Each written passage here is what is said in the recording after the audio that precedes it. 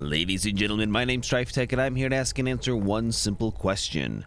Is it worth your time? On trial today, Mago. Made by indie studio Dream Potion Games, this is a retro 2D platformer that'll give you strong nostalgia vibes if you've played any of the NES platformer games. And while the nostalgia is strong and the game looks great, I've stopped playing it and don't plan on revisiting it. And ultimately, this affects my recommendation. Let's dive in and I'll explain as we go.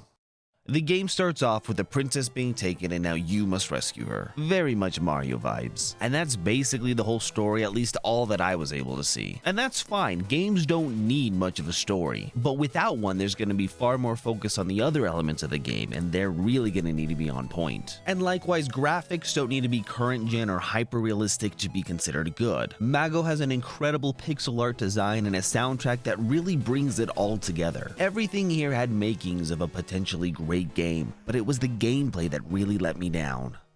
When you miss a jump, die, or fail in a video game, you should, for the most part, feel that it was your fault. This leads to the player analyzing the situation and figuring out what they need to do so they can succeed. Maybe they realize they need an upgrade to pass this part, or maybe they decide to come back later and try it again, or they just feel like with more practice they'll be able to accomplish it. Whatever the reason, putting the onus back on the player is what helps drive them forward and pushes them towards success. Difficult games like Dark Souls, Celeste, and Cuphead do exactly this. But if the player starts to feel that it's the game's fault, things start to spiral downward quickly. They no longer want to play the game because they feel it's basically rigged against them. And that's what it felt like in Mago. Now, it isn't really rigged against you, but some of the choices of level design, boss mechanics, movement, and collision systems didn't give the player the benefit of the doubt. Your character feels very sluggish and slippery, borderline unresponsive. It's like you're weighted down and always running on ice. Now, this alone could be overlooked if the collision system was a little more forgiving. Now, I'm not advocating that the game be made easier, but far too often when I die, I'd question why or how, and this was due to how the character collided with the enemy. The Game Maker's Toolkit did a great video on all of this, mainly focusing on the incredible platformer Celeste, but the points made here hold true for any platformer. Now, enough complaints. There were glimpses of brilliance. The racing levels, the time gauntlet, the puzzles, the various boss mechanics all had a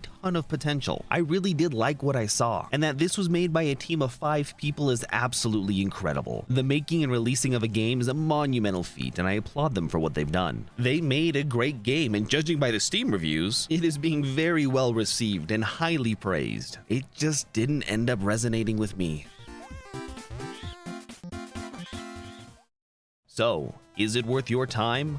Maybe. This is really going to depend on the kind of game you're looking for. I have a few friends I would totally recommend this to and they would eat it up. But for the general populace, I'd lean more to the side of no. Ultimately, you've seen the gameplay, heard my complaints, and the choice is now yours. You can head over to the Steam page and look through the many positive reviews and decide for yourself if this is the game you're looking for. But for me, it just wasn't. If I hear anything about a revamped movement system or anything along those lines, I'd gladly revisit this because there is a ton of potential here, and I'm excited to see what Dream Potion Games comes up with next. My name's Stryftek and thank you for watching. If you enjoyed this video, by all means, feel free to click that like and subscribe button. It really helps me out, and I'll see you next time on Is It Worth Your Time?